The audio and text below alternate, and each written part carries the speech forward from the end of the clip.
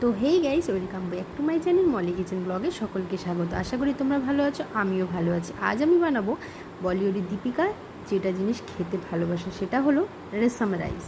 তো আমি আজকে সেটাই বানাবো, নিজের মতন করে ট্রাই করছি। ওরা তো অনেক কিছু ইউজ করে, আর আমি যতটা মোবাইল থেকে দেখেছি আমি ঠিক ততটাই চেষ্টা করছিলাম। তো ওখানে আমি মুসুরির ডাল, মুগের ডাল আর মটরের ডাল নিয়ে ভালো করে ধুয়ে আমি এখানে সিদ্ধ করতে বসিয়ে দিয়েছি। তারপরে এখানে আমি কিছুক্ষণ পর যখন উঠতে আসলো ডালটা, তখন আমি ঢেকে দিয়েছি। ঢেকে দেওয়ার পরে প্রথম যখন ফার্স্ট উতরানো হলো, আমি ঢাকনাটা তুলে 5 মিনিট ভালো করে উতরে নেওয়ার পরে আমি দিয়ে দিয়েছি কেটে রাখা টমেটো। আর ওদিকে আমি পেঁয়াজ, রসুন, আদা, পেঁয়াজ এগুলো নিয়ে নিয়েছি, আর মশলা নিয়ে নিয়েছি আমি গোটা গোলমরিচ, জিরে আর ধনে আর শুকনো লঙ্কা। তার মধ্যে এখানে কি হয়েছে গাইস, আমি এই কারি পাতা খুঁজতে খুঁজতে আমার পুরো সারাটা দিন লেগে গেল। আমি সকাল থেকে ভেবে আসি যে আমি আজকে এটা বানাবো। আর যারা যারা আজকে এই ভিডিওটা দেখছো, সেটা হলো আজকের হলো 26শে সেপ্টেম্বর। তো এটা আমি বানিয়েছিলাম রাতে রুটি দিয়ে খাওয়ার জন্য। তো এখানে আমি সকাল থেকে বলছি, মা আমাকে একটু কারি পাতা জোগাড় করে দাও। তো এখানে সকাল থেকে এখানে আমি কারি পাতা খুঁজতে আমার সারাটা দিন লেগে গেল। তারপরে আমি সন্ধেবেলায় অ্যাটলিস্ট আমি কারি পাতার 2টো ডাল খুঁজে পাই।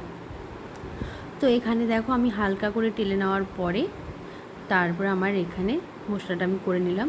রসুন এখানে যেহেতু রেশম রাইস বলা হয়েছে, তার জন্য এখানে রসুনটা বেশি পরিমাণে। তো তেলে আমি সর্ষে, শুকনো লঙ্কা আর ওই কারি পাতা দিয়ে এবার ওই যে মশলাটা করেছি সেই মশলাটাতে দেখেইছো, যেখানে রসুন, আদা আর কাঁচা লঙ্কা আমি 4টে দিয়েছিলাম।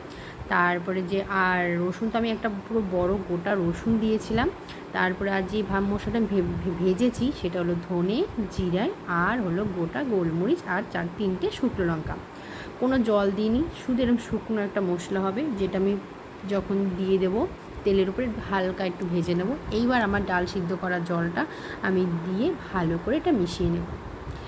এই ভিডিওটা বানাতে গিয়ে আমার তো 2-3 ঘন্টা লেগে যায়, কিন্তু তোমাদের দেখতে জাস্ট 2 মিনিট। তো তোমরা কেন সাবস্ক্রাইব করো না গো?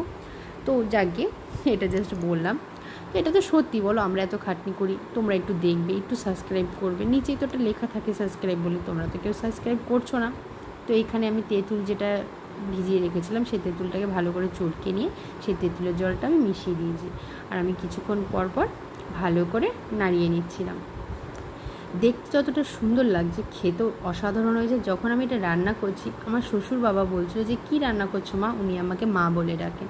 তো আমি বলছি, বাবা আজকে রুটি দিয়ে খাওয়ার জন্য তোমার জন্য একটা দারুণ জিনিস বানিয়েছি। বলছে গন্ধটা তো খুব সুন্দর হয়েছে, তাহলে আমাকে আমি সবার আগে ওনাকেই টেস্ট করতে দিয়েছিলাম, বাবাকে। আমি আপনি করে বলি না, তুমি করে বলি, তোমরা নিশ্চয়